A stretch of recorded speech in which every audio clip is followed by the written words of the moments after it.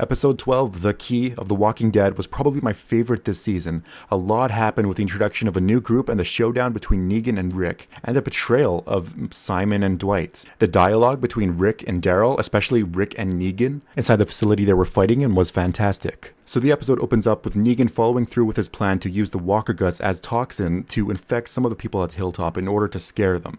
It's all a scare tactic. One final attempt to get them in line and, as he said, follow the program. So at the very beginning of this episode, Simon showed some obvious doubt in Negan during his discussion with Dwight. Because the Battle of Hilltop is no doubt going to happen and the writers have introduced the idea of using Walker Guts as a toxin, Negan's plan will no doubt take fold in some form, albeit not exactly how Negan would have liked it to go. Which means some people at the Hilltop are going to definitely get infected, and Simon and Dwight are not going to be on Negan's good side by the end of this. With Negan missing, the episode concludes with Dwight and Simon more or less agreeing to let Negan die, which I have to say is a very strange plan considering Negan always comes back.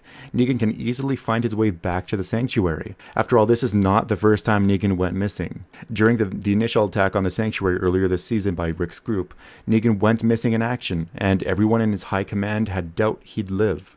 But Negan came back, and had everyone bow to him while he was whistling. Negan always finds a way.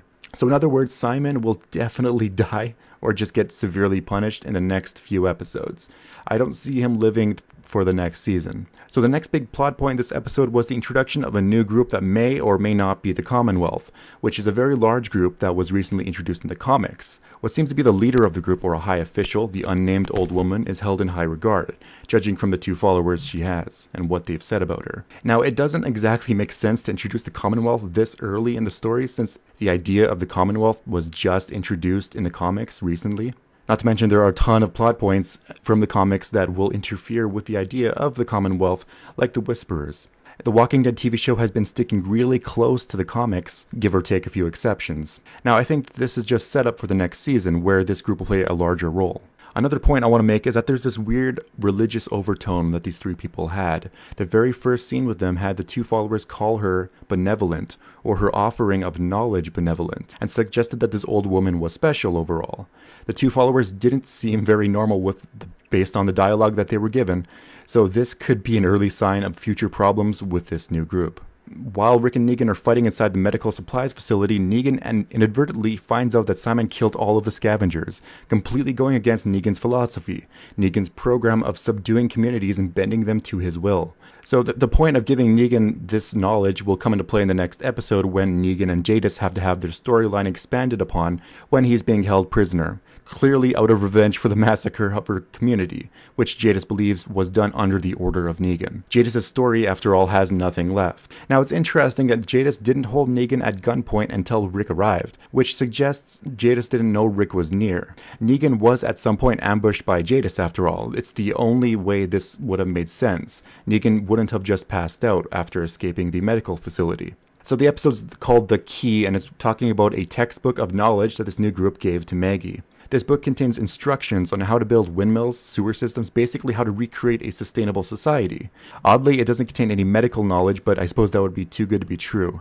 This is given to the Hilltop in exchange for some goods, but barely any. Her actions have an altruistic overtone, humanitarian. This new group wants to rebuild communities. When Maggie asks how many groups they targeted, she said there were quite a few, so this is not the first book she's given out. It makes me wonder if there's going to be anything special inside the books, any things that would hint to a more cult-like community. So there will never be a point in TV series where the community will be sustainable and happy, where everything will just work out. If there's anything a TV show has demonstrated, it's that people are always more dangerous than the walkers. The entirety of Walking Dead is always focused on people. This new group will probably have some dark secret revealed next season. I should point out that there is this overall theme for the later half of the series, after Carl died basically, which is what is left after everything, after the saviors are gone, after the war. What is left after that? Carl wanted something better, a peaceful world as seen in his vision shown earlier in this season. This new group could just serve the role of representing that theme, to explore Carl's wish that there are still good people out there, and they could very well be massacred before this season ends. Anyways, this was a fantastic episode, and I can't wait for the next one. So make sure to subscribe, and thank you for watching.